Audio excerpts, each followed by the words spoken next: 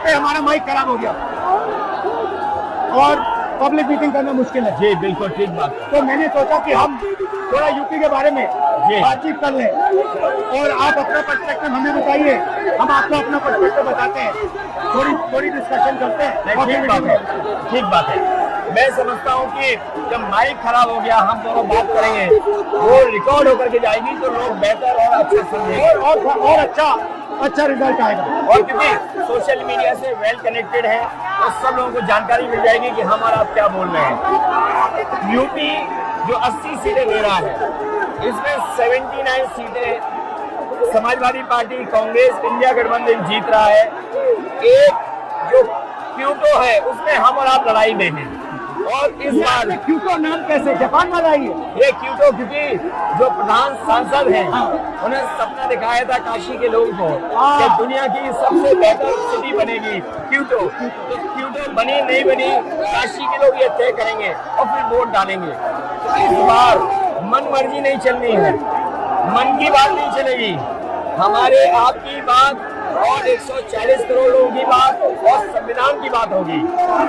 और आपने देखा, हम सब ने देखा कि यूपी को नरेंद्र मोदी जी ने बेरोजगारी का सेंटर बना दिया और इतनी बेरोजगारी की है।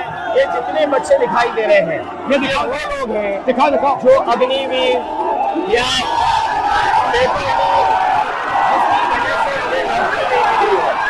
और ये सब रोजगार नौकरी चाहते हैं। बीजेपी ने जो झूठे सपने दिखाए थे इन्वेस्टमेंट मीट के, जो झूठा सपना दिखाया था डिफेंस एक्सपो का, जो सपने बेचे थे G20 में, लेकिन इन नौजवानों को न नौकरी मिली न रोजगार मिला, आज ये खाली हाथ हैं। तो इसलिए हमें और आप मिल के जो आपने कहा, जो इंडिया गठबंधन कह रहा है कि 30 लाख बच्चों को नौकरी दी जाएगी, उस दिशा में हम लोग काम करेंगे। और पहली नौकरी पक्की स्कीम जिसके माध्यम से हर ग्रेजुएट को नौकरी का अधिकार, बेहतरीन ट्रेनिंग और बैंक अकाउंट में 1 लाख रुपए साल। आपने नोट किया कि मोदी जी खटाखट बोलने शुरू कर दिए। ये आपके खटाखट के बाद वो रटारट खटाखट कर रहे हैं। अच्छा, आप एक बात बताइए, मुझे क्यूरियोसिटी है, थोड़ा आप अपने पापा के बारे में मुझे बताइए जी। मुलायम सिंह यादव जी के बारे में बताइए, आपने उनसे क्या सीखा? नेताजी और उनके साथ के लोग बिल्कुल जमीनी राजनीति करते रहे। हालांकि नेताजी कुश्ती, पहलवान और गाँव के थे। कुश्ती नहीं, मैं कुश्ती नहीं कर पाया जीवन में, क्योंकि मैं मिलिट्री स्कूल में चला गया तो कुश्ती नहीं कर पाया। लेकिन नेताजी इसीलिए धरती पुत्र बोले गए कि वो जमीन की बात को समझते थे। धरती पे जो लोग हैं उनकी क्या भावना है उसको लेकर के वो आगे बढ़ाना चाहते थे। और आपका इस क्षेत्र से और इस शहर से आज का लगाव नहीं है, न जाने कितने सालों पुराना लगाव है। जो इमोशनल कनेक्ट आपका इस शहर और शहर से है वो शायद और किसी राजनीतिक परिवार का नहीं होगा। तो नेताजी से उनका हार्डवर्क और अपने लक्ष्य के लिए लगातार काम करते रहना, जो गैर बराबरी की लड़ाई डॉक्टर राम मनोहर लोहिया यहीं लड़े थे। हालांकि हमारी आपकी विचारधारा की यहाँ टकराव रहा, लेकिन हमारे व्यक्तिगत या जो सिद्धांत में कभी समझौता नहीं हुआ। सिद्धांत को लेकर के हमने आपके साथ खड़े हुए और कई बार खड़े हुए, और आपकी भी पार्टी सिद्धांत से बहुत करीब रही समाजवादियों के। बट मुझे लगता है कि अब एक नई तरीके की पार्टनरशिप बन रही है, क्योंकि जो इस बार हमारा कोऑपरेशन है, शायद पहले ऐसा कोऑपरेशन नहीं हुआ। मतलब बिल्कुल सब जुड़ गए। सबसे अच्छा ये है कि जितना उन्होंने कहा 2 लड़कों की जोड़ी, उतना युवा आपसे, हमसे, इंडिया गठबंधन से और जुड़ गया। तो ये नेचुरल अलायंस है, और नेचुरल अलायंस इसलिए लोग महसूस कर रहे हैं कि वो चाहते हैं कि नौकरी और रोजगार मिले, नौकरी और रोजगार मिले। तो ये बड़ी भावना है कि हमसे आपसे ये यूथ कनेक्ट कर रहा है।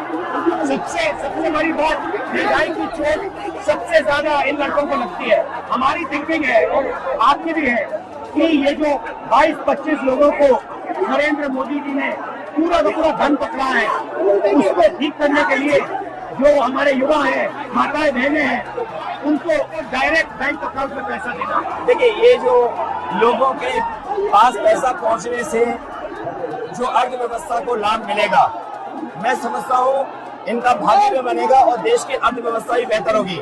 ये जरूरी स्कीम है कि इनके अकाउंट में पैसा पहुंचे, इससे थोड़ा बहुत जीवन स्तर इनका भी अच्छा हो। नरेंद्र मोदी जी डिबेट से क्यों करते हैं? क्योंकि वो सच का सामना नहीं करना चाहते। पूरा उनका झूठ का गुब्बारा है। वो बीजेपी और बीजेपी के लोग मन मर्जी से चलते हैं, अपनी मर्जी से चलते हैं और उनको लगता है कि डिस्कशन की कोई जरूरत नहीं है क्योंकि वो सब कुछ जानते हैं। डेमोक्रेसी में जितना डिस्कशन होगा, जितने विचार एक दूसरे को हम सुनेंगे और एक दूसरे पे भरोसा करेंगे, उतना हमारा लोकतंत्र मजबूत होगा। ये बीजेपी के लोगों ने न केवल हमारी जान को खतरा पैदा किया है, बल्कि लोकतंत्र को, संविधान को भी खतरा पैदा कर रहे हैं। और इसका नतीजा दिख रहा है कि चाइना हमारी जमीन के अंदर आ गया, ये बेरोजगारी बढ़ती जा रही है, जो प्रोडक्शन होता है वो नहीं हो रहा है और पूरा का पूरा एक्सटॉर्शन, ईडी, सीबीआई ये लोग मतलब एक्सटॉर्ट करते हैं। कई बात सुनने को मिल रहा है और सरकार स्वीकार नहीं कर रही है। लद्दाख की हमारी सीमाएं सुरक्षित हो गई, अरुणाचल के आसपास या सीमा जो चीन से छू रही है वो बहुत असुरक्षित है। तो चीन से जहाँ हमारा सीमाओं का खतरा है, वहीं चीन से हमारे बाजार का भी खतरा है। तो कहीं ना कहीं हम लोगों को अपनी मैन्युफैक्चरिंग इकोनॉमी को बढ़ावा देना पड़ेगा। और ये जो स्कीम है पहली नौकरी पक्की और महालक्ष्मी, ये मैन्युफैक्चरिंग सिस्टम को, इकोनॉमिक सिस्टम को जंप स्टार्ट करने के तरीके हैं। ये बहुत अच्छा जंप स्टार्ट होगा। इसको अगर फोकस होकर के IIT, पॉलिटेक्निक, इंजीनियरिंग कॉलेजेस को, इन सबको इकोसिस्टम में ला करके मैं समझता हूँ युवा नौजवानों को अच्छी नौकरी और रोजगार मिल पाएगा। और हमारा लक्ष्य है कि सब हर जात को भागीदारी मिले, स्पेस मिले, हर इंस्टीट्यूशन में, बिजनेस में, एजुकेशन के सिस्टम में, तो वो हमारा, हम दोनों का लक्ष्य है। बिल्कुल। और क्योंकि जो बात सभी दल कहते थे, आज इंडिया गठबंधन कांग्रेस भी कह रही है कि सामाजिक न्याय जरूरी है, जाति रहना जरूरी है। देश के लिए ये बड़ी चीज है।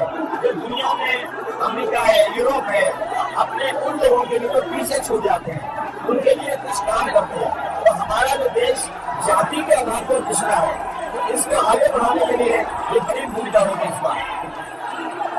बहुत अच्छा, बहुत अच्छी मीटिंग है। मुझे लगता है कि ये यूनिक मीटिंग है।